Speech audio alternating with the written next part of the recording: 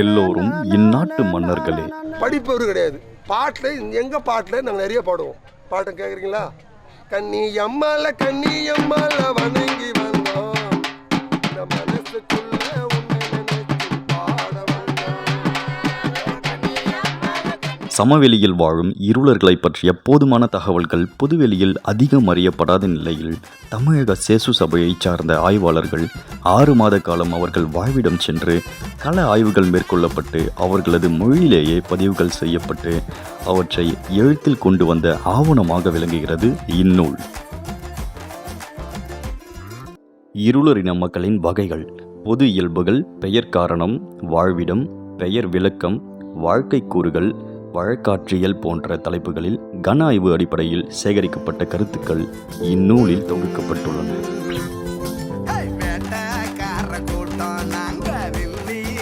இருளர்களின் பிரிவு தமிழ்நாட்டில் பழங்குடிகளில் 2வது இருளர்கள் ஆவர். 1வது பெரிய இனம் மலையாளிகள் ஆகும்.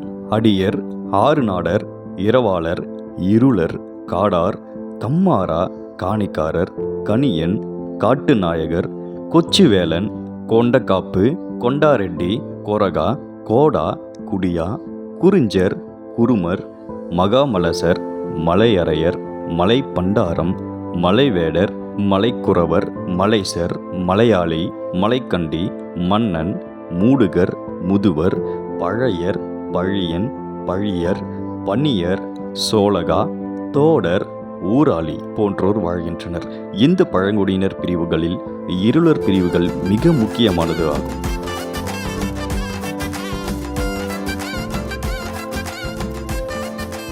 நீலகிரியில் உள்ள மேல்நாடு இருளர் முக்கியமான பிரிவாக உள்ளன. இவர்கள் தனித்த அடையாளங்களுடன் வாழ்கின்றனர். இவர்கள் மலைப்பிரதேசங்களில் மட்டுமே வாழ்பவர்கள். இருளர்களின் 7 உள்குலங்களை கொண்ட சமூகமாகவும் உள்ளனர். இவர்கள் பழங்காலம் தொட்டே வேறுபடுகின்றனர். இந்த இருளர்களுக்கென்று சில இனப்பெயர்களை வைத்து அழைக்கின்றனர். இருளர்கள் இருளர், இருயாறு என்பர். இதனை வில்லியம் நோபல் என்ற அறிஞர் தான் கண்டுபிடித்துள்ளார். இருளர் பிரிவுகளில் வகைகளை அதன் இனப்பெயர்களை கொண்டே அழைக்கின்றனர். இவர்களை இழிவுபடுத்தும் விதமாக இருள பசங்க, காட்டு பசங்க என்று மோசமாக அழைக்கின்றனர். ஆனால் இருளர்கள் அவர்களை இருளாயிரு என்று அழைப்பதாக எல்எமி குறிப்பு கூறுகின்றது. அதன் பொருளான இருளக்கிழங்கு என்றும் இருட்டு என்றும் அதன் காரணத்தை கூறுகின்றனர். இருளர்களுக்கு உள்ள பிரிவுகள்: மேல்நாட்டு இருளர், கசப இருளர், வேட்டைக்கார இருளர், ஊராளி இருளர், வில்லியன் இருளர். இருளர் பழங்குடியின மக்களை பல வகைகளில் பழங்குடிகளை பற்றி வரையறை செய்தனர். எழுத்து வடிவமே இல்லாத பழங்குடிகள். எழுத்து வடிவமே இல்லாத காலத்தில் வாழ்ந்தவர்கள். இது காலனி ஆட்சியர்கள் பயன்படுத்திய சொல்லாடலாகும்.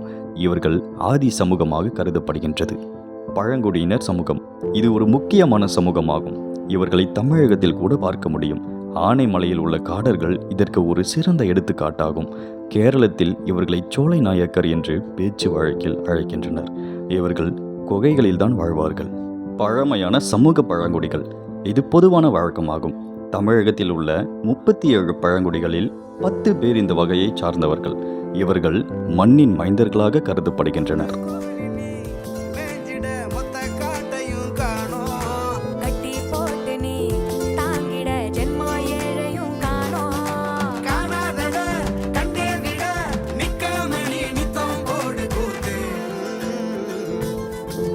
சமவெளி பகுதி பழங்குடிகள். இவர்கள் சமவெளி பகுதிகளில் வாழ்பவர்கள். இவர்கள் பல ஆண்டிற்கு முன்புதான் குடியேறி இருக்கின்றனர். இவர்கள் விவசாய தொழிலை அடிப்படையாக கொண்டு வாழ்பவர்கள். இவர்கள் மற்ற சமூகங்களோடு இணைந்து வாழும் நிலையை கொண்டவர்கள். நாடோடி பழங்குடியினர். இவர்கள் கால மாற்றத்திற்கு ஏற்ப தங்களை இடம்பெயர்ந்து வாழ்பவர்கள். பொதுவாக இவர்கள் ஒரே இடத்தில் தங்க மாட்டார்கள். தற்போதுதான் தங்க முற்படுகின்றனர். எடுத்துக்காட்டாக நரிக்குறவர் சமூகம். அவர்களுக்கென்று நிரந்தரமான வாழ்விடம் கிடையாது. அரை நாடோடி பழங்குடியினர். இவர்களும் நாடோடி வகையை சார்ந்தவர்கள். வருடத்தில் பாதி நாட்கள் நிலையான இடத்தில் இருப்பார்கள். பாதி நாள் நாடோடி வாழ்க்கை தான் வாழ்கின்றார்கள். குற்ற பரம்பரை பழங்குடியினர்.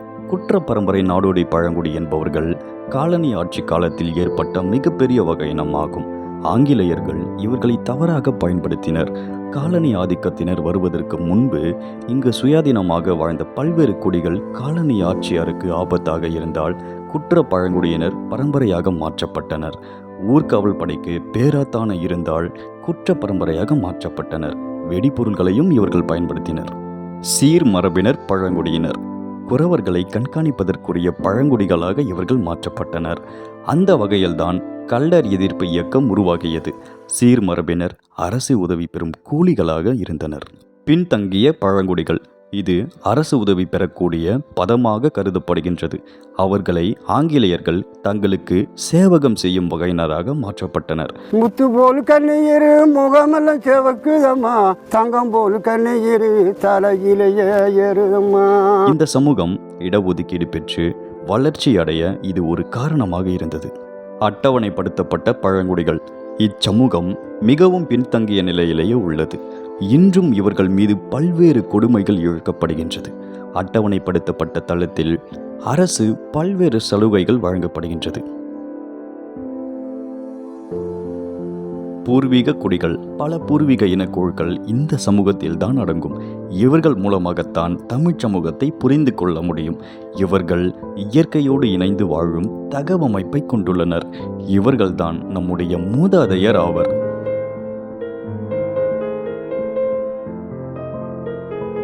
1.8 வரலாற்று பெயர் காரணம். ஒரு சமுதாயத்திற்கு மிகவும் பயன்படக்கூடியது வரலாற்று பெயர் காரணமாகும். அந்த வகையில் இருளரின பெயர் காரணம் சங்க காலம் தொடங்கி இன்றைய தமிழ் சமூகத்தில் பல்வேறு குழுக்களாக பிரிந்து ஒரு நீண்ட நெடிய நிலையாக பிரிந்து பல்வேறு பெயர்களை வைத்துள்ளனர். இருளர் என்பது இருளியாறு என்று வில்லியம் நோபில் அவர்கள் அடையாளம் காட்டியுள்ளார். தங்கம் போல் கண்ணீர் தலையிலேயே ஏறுதம்மா. மக்கள் அவர்களை அன்புடன் அழைப்பது வில்லி, வில்லியர், வேட்டைக்காரன், வேடுவன், வேடர், பாம்புக்காரன், காட்டுக்காரன். இன்னும் கீழாய் பொதுமக்கள் அழைப்பது இருளு பசங்க, காட்டு பசங்க என்பது ஆகும். அவர்களுக்கு இருக்கும் இனப்பெயர்களை வைத்து மக்கள் அவர்களை மதிப்பீடு செய்கின்றனர். தென்னை மரம், அதுக்கு தக்க குன்னி மரம், குன்னி பழம் பறிக்க போய் கண்ணா முஞ்ச வந்ததடி, கைவளையும் உடைஞ்சதம்மா. மனித குலத்தில் ஏற்பட்ட முக்கியமான கட்டங்கள் எல்லாம் இவர்களிடம் இருந்துதான் இன்றும் தொடர்ந்து வருவதை பார்க்கின்றோம். ஒரு வகையினர் இன்று இடத்தில் நிலையாக தங்கி வாழ வேண்டும் என்ற தகவமைப்புகளை கொண்டுள்ளனர். அதுவரை சென்று பொருள்களை சேமித்த பெண்கள் இவர்கள் நிரந்தர வாழ்வாதாரத்தை வீட்டிற்கு கொடுத்தனர். பெருமக்கம் மாறி இளைய மகன் தொட்டு விட்டான், கிள்ளி கோஜவத்துக்கு கிமளியும் வெத்தலைக்கு அள்ளி விட்ட தேமலைக்கு ஆசை கொண்ட. வரலாற்று பூர்வீகமும் ஆண்கள் வேட்டைக்கு செல்வதும் பெண்கள் உணவினை சேகரித்து குடும்பத்தை நிர்வகித்ததை நாம் பார்க்கின்றோம். இருளர்கள் தமிழ்நாட்டில் வாழும் மாவட்டங்களான தஞ்சை, விழுப்புரம், காஞ்சிபுரம், கோவை, நீலகிரி, ஊட்டி, திருவண்ணாமலை, கடலூர், தஞ்சாவூர், திருவள்ளூர், சென்னை போன்ற இடங்களில் பரவலாக உள்ளனர். இருளர்கள் மேற்கு தொடர்ச்சி மலைகளிலும் வாழ்கின்றார்கள், கிழக்கு மலை தொடர்ச்சியிலும் வாழ்கின்றனர். நீலகிரி போன்ற இடங்களில் வசிக்கும் இருளர்கள் தோட்ட தொழிலாளர்களாக மாற்றப்பட்டனர். தோட்ட தொழில் செய்யும் இருளர்கள் பெருவாரியாக பாதிக்கப்பட்டுள்ளனர். ஆதி தமிழர்கள் குறிஞ்சி, முல்லை, மருதம், நெய்தல், பாலை ஆகிய நிலங்களில் தங்கள் வாழ்க்கையை மேற்கொண்டனர். இந்த ஐவகை நிலங்களில் ஒன்றான காடும் காடு சார்ந்த குறிஞ்சி பகுதிகளில் வாழ்ந்த ஆதித்தமிழ் குடும்பங்கள் தான் இருளர் இன மக்கள் என கண்டறியப்பட்டுள்ளது. பல்வேறு இயற்கை மாற்றங்களாலும் வாழ்தல் வேண்டியும் தென்னிந்திய மாநிலங்களில் காடுகளில் பரவலாக வாழ்ந்து வந்தனர். பின்னர் காட்டை விட்டு மருத நில மக்கள் வாழும் நிலப்பகுதியில் வந்து வாழ்ந்து வருகின்றனர். குறிப்பாக வட தமிழகத்தின் பல மாவட்டங்களில் வாழும் இருளர்களிடம் குழு உணர்வும் சமூக இணைப்பும் அதிகமாகவே உள்ளது.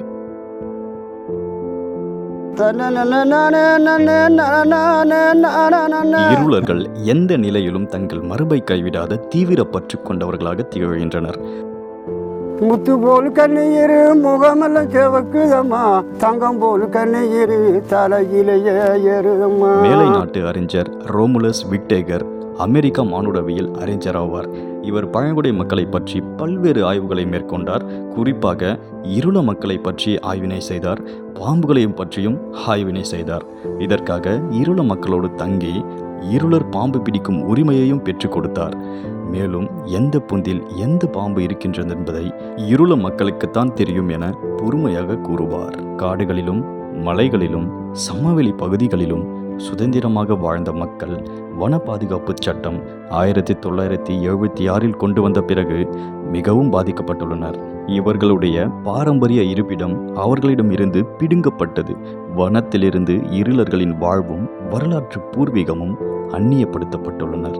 மீறி அங்கு தங்கினால் சட்ட விரோதமாக கருதப்படுகிறது. சிறிதும் அறிமுகம் இல்லாத இடத்திற்கு சென்று குடியேறும் நிலைக்கு உட்படுத்தப்பட்டுள்ளனர். கலுக்கு கலு நுழைப்பி தாயந்தாப்பன கையந்தே சோப்புடுப்பு கத்திரிக்காய் சுப்பை மண்ணு ராமக்கா தோட்டத்தில் கீரை துளுக்க பையன் சாடு மானத்தில் மப்போ மயிறு மாட்டி கொப்போ. இது அவர்களின் வாழ்வினை மீண்டும் கட்டி எழுப்பும் நிலைக்கு நிர்பந்திக்கப்பட்டுள்ளனர். முன்பு தற்போதைய நிலை போல் கிராமப்புறத்திலும் வாழ்ந்தார்கள், குக்கிராமங்களிலும் வாழ்ந்தனர். ஆங்கிலேயர் வரவிற்கு பின்னால் விவசாய கூலிகளாக மாற்றப்பட்டு விவசாயத்திற்கு மாறி பின்பு குடியேற்றங்களுக்கு மாறினர். இதன் காலம் 1880 ஆகும்.